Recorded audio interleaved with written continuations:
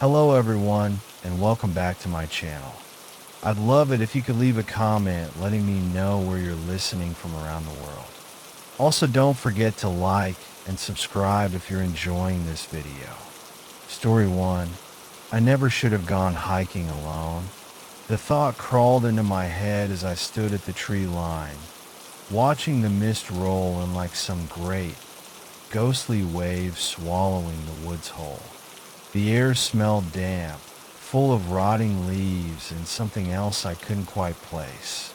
It was early November, just past the peak of autumn, and the forest behind my uncle's cabin was already shedding its color, the skeletal branches reaching toward the sky like fingers grasping for something unseen.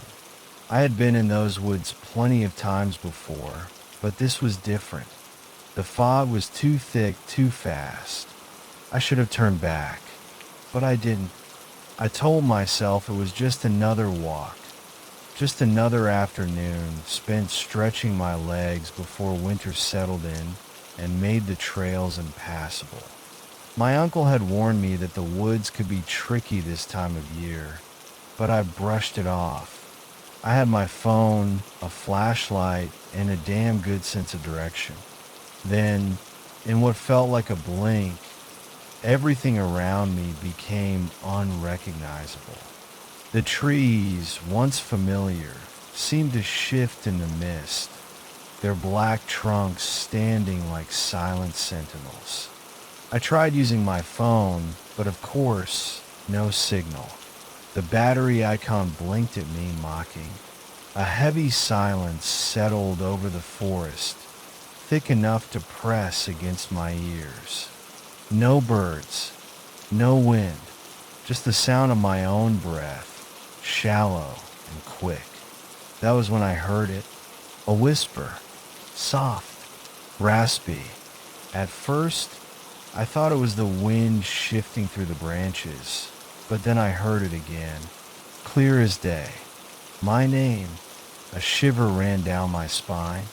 I turned sharply, scanning the trees. There was nothing, just the fog curling between the trunks, swallowing the ground beneath me. My heart thumped in my chest. My mouth went dry. No one else was out here. I walked faster, my boots crunching against damp leaves, but the sound followed me. A whisper just behind my ear, my name again, stretched out like someone was trying it on their tongue. I spun around, still nothing. Then I saw them. Footprints, fresh, deep impressions in the mud, no more than 10 feet ahead of me. The shape of them made my stomach twist, too long, too narrow. Not mine. I wasn't alone. I forced myself to breathe, my fingers clenching into fists. Maybe it was another hiker. Maybe I wasn't the only one stupid enough to be out here in this cursed fog. I followed the prints. They led me in a slow, looping arc. At first, I thought they were heading toward a trail, but after a few minutes, I realized something was wrong. The prints weren't leading anywhere. They were circling me. My chest tightened. The whispering had stopped, replaced by a deeper silence. My ears strained for any sound, but there was nothing. I turned in a slow circle, my pulse hammering. The trees stretched high above me, their branches tangled like skeletal arms. Something shifted in the mist. A shape, dark, crouched behind a tree. My breath caught. My mind screamed at me to move, to run, but my legs wouldn't listen. Then it moved, not like a person, not like an animal. It unfolded, a spindly figure, too tall, too thin, stepping forward on legs that bent the wrong way. It had no face, just a smooth, pale expanse where features should be. The whispering started again, but this time it wasn't just my name. It was my thoughts, My memories, my voice, twisted and stretched into something wrong. I stumbled back, my boot catching on a root. The thing tilted its head, like it was listening, like it could hear the blood rushing in my veins. I ran. I don't remember how long or how far, only that my lungs burned and my legs felt like lead. The trees blurred past me, their trunks stretching taller, twisting as if the forest itself was trying to keep me in. Then, impact. I slammed into something solid, a sharp pain jolting through my ribs. Arms caught me. I gasped, struggling, but then I heard a voice. A real voice. "Jesus, kid, it's me. It's your uncle." His grip was firm, his face pale and drawn. He looked over my shoulder, scanning the fog. I turned too, expecting to see the figure lurking just beyond the mist. But there was nothing. Only trees. Only silence. "You're lucky," he said, his voice hoarse. "Last time someone got lost in that fog, they were never found. I never went back. But sometimes in the dead of night, I hear it. A whisper. Call my name." Story 2. I was 16 when my friends and I decided to camp near the old Black Hollow mines. It was one of those places that everyone in town knew about, but no one really talked about. A place that sat in the woods like a forgotten wound, rotting beneath the surface. They said it had been shut down decades ago after an accident. The kind where men go in but don't come out. The official report said there was a cave-in. The rumors, though, they said something else. Something was down there. Something that never left. But we were just kids, full of beer and bad ideas, looking for a thrill. We set up camp about 50 yards from the mine entrance, close enough to see the gaping black hole in the earth, but far enough that we felt safe. That first night, everything was fine. The fire crackled, the wind rustled through the trees, and we sat around telling stories. Ghost stories, of course, and naturally, the Black Hollow legend came up. According to the story, one of the miners had gone insane. No one knew why. Some said he found something buried deep in the tunnels, something that changed him. One night, he turned on his crew, picking them off one by one in the dark. By the time the other workers figured out what was happening, he had vanished into the tunnels, dragging his last victim with him. They never found the bodies. Never found him, either. "Bullshit," Jake said, tossing another log onto the fire. But even he looked a little uneasy when the woods fell silent after that.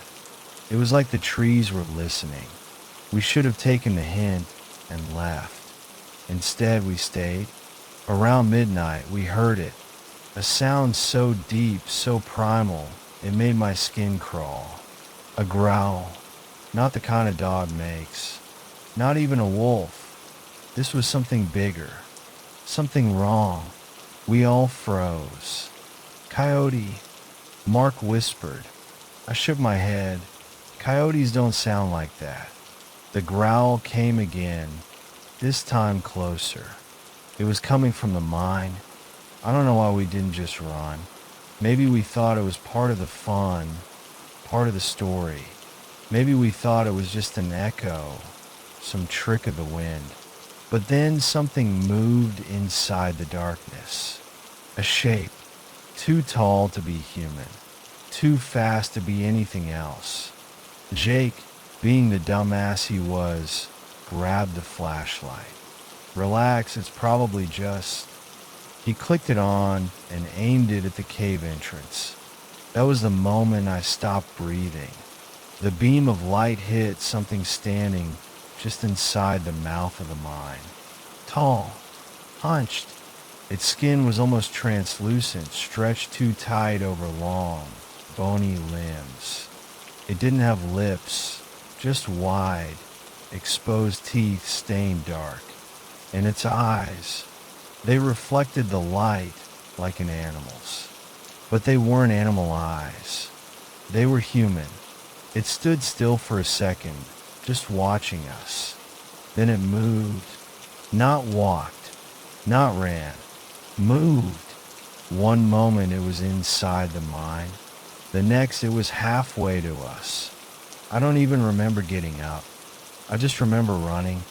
The sound of something crashing through the woods behind us. The snap of branches. The heavy, wet sound of something breathing too close to my neck. I ran like my life depended on it, because it did.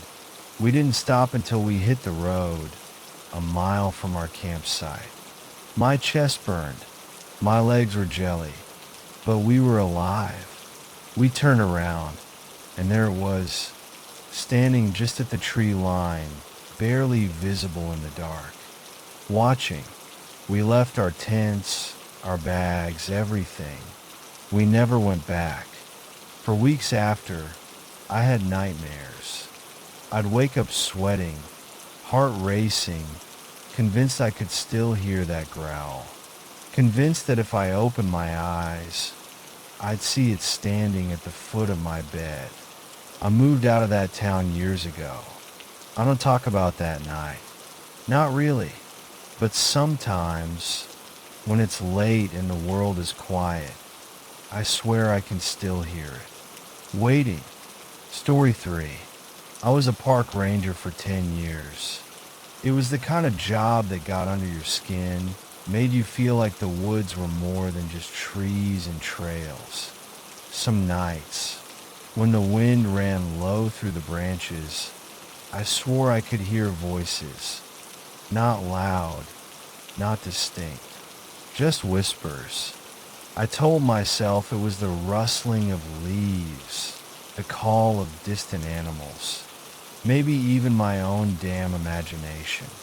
But after what happened that night, I don't go near those woods anymore. It started with a call. We had a distress line for hikers in trouble, sprained ankles, lost trails, that sort of thing. But this call was different. The guy on the other end sounded rattled. He kept saying he found a cabin where there shouldn't be one. It's just here, he said, voice shaking. It doesn't look right. Are you hurt? I asked. No, but he hesitated. I knocked on the door. Someone inside whispered for help. I sat up straighter. Someone spoke to you? Yes. He was breathing too hard now, like he'd been running. I tried the door, but it wouldn't open. I thought maybe someone was trapped, so I circled around. But there's no back door, no windows, except one, and it's broken. I took a picture. Should I? Then the call dropped. I radioed for another ranger to meet me at the coordinates he'd sent and took off in the truck. We found his campsite, his tent still there, his pack leaning against a tree. But the man himself? Gone. And there was no cabin, just a clearing surrounded by dense trees. The ground was undisturbed, not a footprint in sight. We searched for hours. Nothing. No sign of a struggle. No tracks leading away. Just gone like he had never been there. Then one of the guys checked his phone. The picture was still in his messages. A cabin exactly where we were standing. Wooden walls, broken window, door slightly ajar. But in the picture, something was wrong. There was a shadow behind the window, a figure standing just inside watching. My skin went cold. Maybe it was a trick of the light, but deep down, I knew better. That night, I couldn't sleep. I kept checking the picture, zooming in, trying to make sense of it. But every time I did, I swore the shadow looked closer. Around 2 a.m., my radio crackled. At first, I thought it was static, but then I heard it. A whisper. "Help me." I sat up so fast my head spun. "Who is this?" I demanded. Silence. Then, from the trees outside my cabin, a flickering light, like a lantern, swaying gently in the dark. I grabbed my flashlight and stepped outside. The air was thick, too still, like the whole forest was holding its breath. The light bobbed deeper into the woods. I followed. The deeper I went, the quieter everything became. No insects, no wind, just the crunch of my boots on dead leaves and that damn light. Always just ahead, like it wanted me to see something. And then I did. The cabin, exactly as it looked in the picture. My breath hitched. My gut screamed at me to turn back, to get the hell out of there. But my feet kept moving. The door was slightly open, just like before. A faint whisper floated from inside. "Help me." I pushed the door open. Inside, the air was stale, thick with the scent of rotting wood. A single chair sat in the corner, and in it, someone was sitting. A woman. Her back was turned to me, long dark hair tangled and matted. She rocked slightly, her shoulders twitching. I swallowed hard. "Ma'am?" She stopped. Slowly, her head turned. Too far, too inhuman. Her face. It was wrong. I can't describe it any other way. It wasn't that she looked grotesque.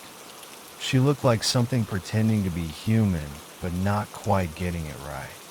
Her eyes were too big, her mouth too wide, and her skin, it moved like something underneath was shifting.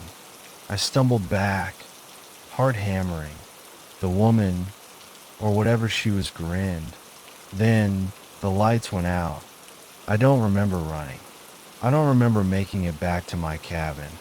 The next thing I knew, the sun was rising, and I was waking up on my own porch, boots caked in mud, my hands shaking. The cabin was gone. No sign of it. No footprints. No broken branches. Just trees, same as before. I quit my job a month later. I never told anyone the full story. Who the hell would believe me? But I know what I saw. And sometimes, late at night, I still get that itch, that feeling in my gut. Like something's watching. Like something's waiting. And when the wind is real quiet, I swear I can still hear it. Whispering, "Help me."